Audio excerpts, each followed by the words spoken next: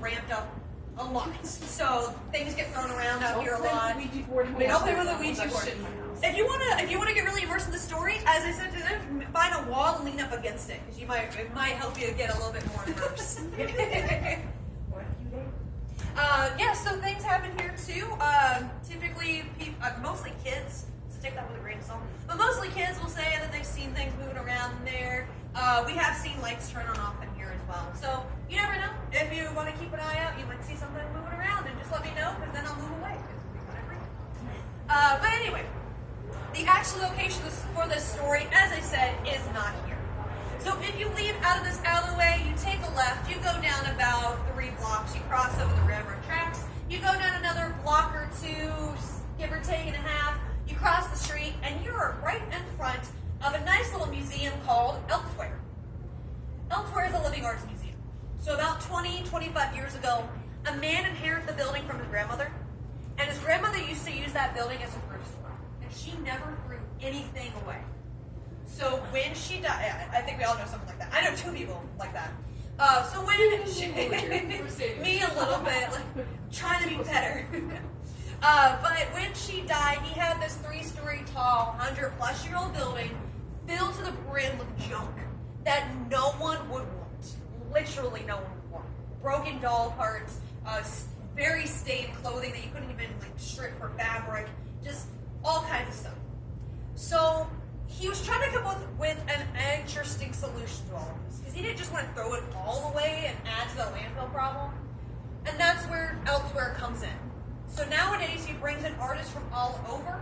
They come into that building, they choose whatever they want out of all the stuff that they find in there, and they just create some kind of brand new art out of it.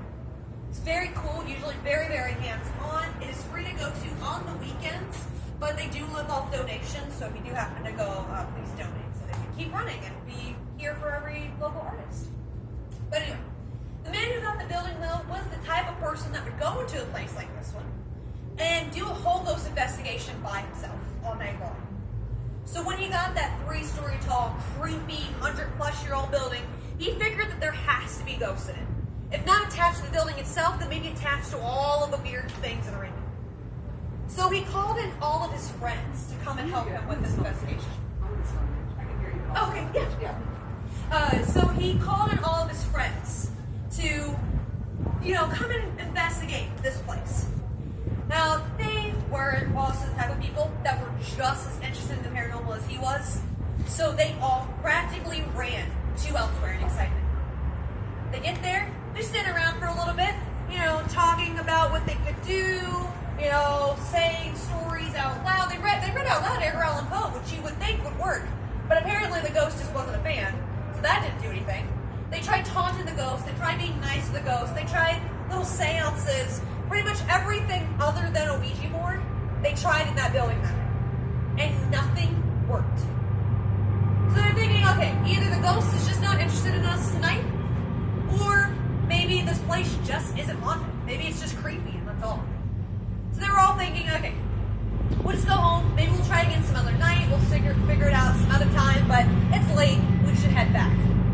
When one friend said, hey, but before we leave, I have one more idea we could try.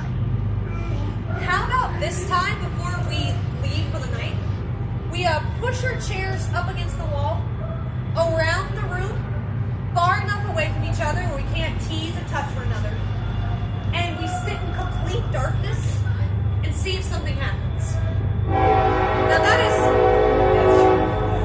is not my cup of tea. I do not do well in the dark.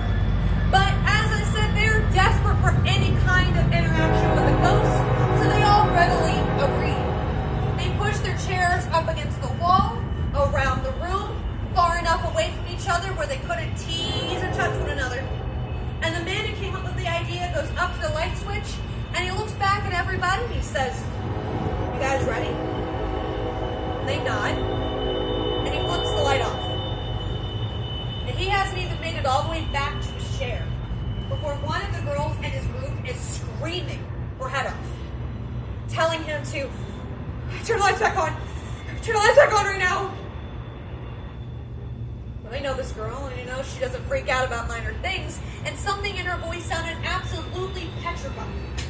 So he quickly goes back, he flips the lights back on, they find her standing in the center of the room, shaking and crying. And they ask what happened, what is going on, and all she can say is, just get me out of this building right now. Okay. So they take her out to the sidewalk, they give her a few minutes to breathe. Finally, she explains to them what happened to her. She said as soon as the lights turned off, she felt a hand on the back of her neck. That hand moved across her neck and rested right on her shoulder. Now she thought somehow, some way, one of her friends had snuck up and was playing a trick on her. So her first reaction is just to, shut the hand off. But instead of the hand coming off, it gripped tighter and pulled her back up against the empty wall. And that is when she started screaming. Now she was not expecting anything like this to happen. If she got lucky or if they got lucky, they would feel something watching them. Maybe they would even see something move. I don't know what that was. Maybe even see something move out of the corner of their eye, but this seemed kind of aggressive. So they asked her, okay, let's figure this out together. We're going to try to see if there's any kind of rational explanation for it all.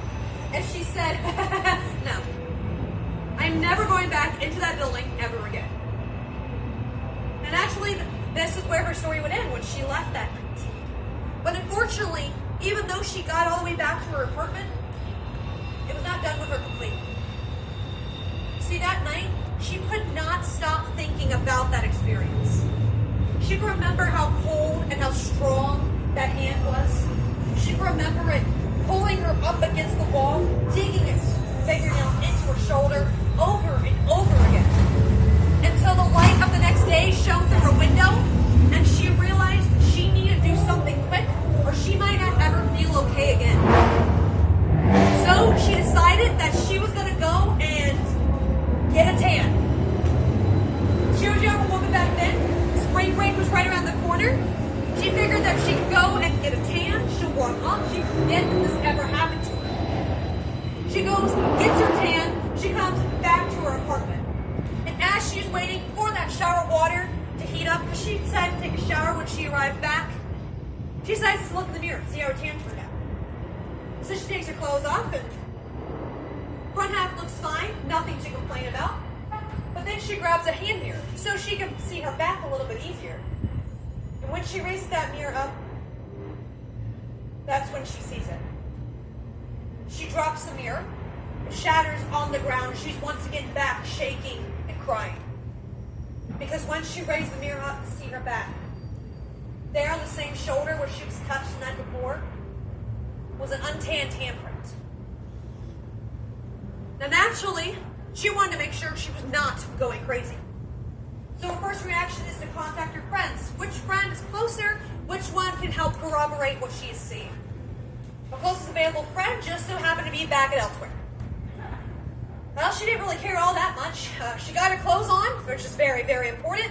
She got her clothes back on. She runs to Elsewhere. She swore she was never going back into that building, so she called her friend down to come and meet her on the sidewalk. He comes down, she lowers a little bit of her shirt, and he too sees that untanned handprint. He said by this point it wasn't nearly as defined, almost as if it were fading away, but even still he could tell that there were 5 fingers right there in her shoulder blade. And to this day, almost 30 years later, that woman has refused to go anywhere near those buildings, and that building in particular. So, do not blame her at all. But when we got this story, because we tend to get our stories through an interview process, when we got this story, we of course wanted to learn more about the history of the building, the history of the area, maybe something in that history can help explain why there is a ghost in Elsewhere.